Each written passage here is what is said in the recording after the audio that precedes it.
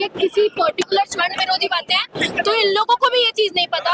Not even SC ST OBC आपको पता है यहाँ बंगाल में भी है, ठीक है। तो क्या क्या हथकंडे अपना रहे हैं, ये ना किसी से छुपा है, ना आपसे छुपा है, ना मुझसे छुपा है, ना बच्चों से छुपा है। भारत के प्रधानमंत्री उसके सपोर्ट में हम लोग आए हैं। और जैसे मैंने आपको पहले भी बताया कि यूनिवर्सिटीज में डिस्क्रिमिनेशन लगातार बढ़ते जा रहे हैं। दिल्ली यूनिवर्सिटी में मैं हूँ, मैं जानती हूँ अंदर ही अंदर इतना डिस्क्रिमिनेशन है सर, प्रिंसिपल भी डिस्क्रिमिनेशन करते हैं, बच्चों के साथ किया जाता है। और जिन लोगों को, जिन्होंने गाइडलाइंस नहीं पढ़ी, उनको एक चीज समझनी पड़ेगी, यहाँ पे सिर्फ SC ST OBC ही नहीं है इंक्लूडेड, जेंडर इक्वेलिटी की भी बात होती है, विमेंस भी उसमें इंक्लूडेड है। डिप्रेस्ड क्लास, जो फाइनेंशियली डिप्रेस्ड क्लास है, EWS वो आपके लोग हैं, मेरे चाचा मामा नहीं लगते उसमें, है ना।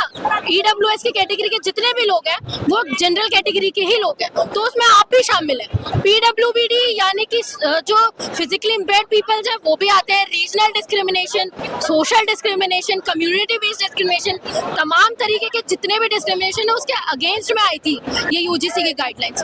तो मुझे ये चीज समझ में नहीं आता कौन ये सारी चीजें बोल रहा है कि स्वर्णों के विरोध में ये UGC की गाइडलाइंस है, बिल्कुल भी नहीं है ऐसा।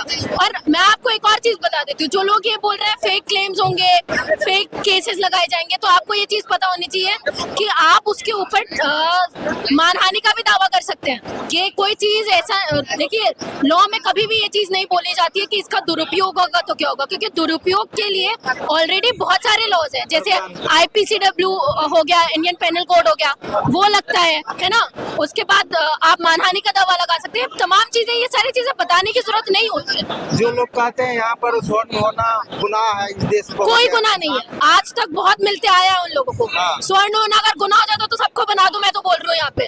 हाँ, सारे तंत्र में आप लोग बैठे हो, यूनिवर्सिटीज में आप लोग बैठे हो, बड़ी बड़ी पोजीशंस में आप लोग बैठे हो, ठीक है, कॉलेजेस में आप लोग बैठे हो, यूनिवर्सिटी के वाइस चांसलर आप हो, ठीक है, पुराने समय से अभी तक एजुकेशन इंस्टीट्यूशंस में आप लोगों का ही सारा हक रहा है। तो अगर स्वर्ण होना आपको ऐसा लग रहा है कि बहुत बुरा हो गया तो आप सबको स्वर्ण बना दो, फिर ये तो फालतू की बातें हैं, फालतू की बातें मत कीजिए आप। अच्छा, आपको ये नहीं लग रहा है 15% 85% पे हावी हो रहे हैं तभी बिल वापस ले लिया गया? बिल्कुल नहीं, आपको ये समझना पड़ेगा, यहाँ पे आपको पुलिस दिख रही होगी, जब 15% लोग, 15% भी नहीं, 3% लोग सड़कों पर उतरे थे ना सर, तब ये पुलिस किसी ने डिटेन नहीं किया था। हम लोग प्रोटेस्ट से निकले हुए लोग हैं, हम लोगों को पता है जब हम लोग यहाँ पे प्रोटेस्ट करते हैं ना तो पुलिस कैसे डिटेन करके लेके जाती है। ये सारा ऊपर से फंडेड है, आपको समझना पड़ेगा ये चीज। क्यों कोई भी पुलिस आके ऐसे लोगों को गिरफ्तार नहीं करती जो डिस्क्रिमिनेटरी बातें कर रहे होते हैं कि आप गधों को घोड़ों के साथ में दौड़ाओगे, क्या ये डिस्क्रिमिनेटरी बातें नहीं होती है? तो आपको समझना पड़ेगा इनके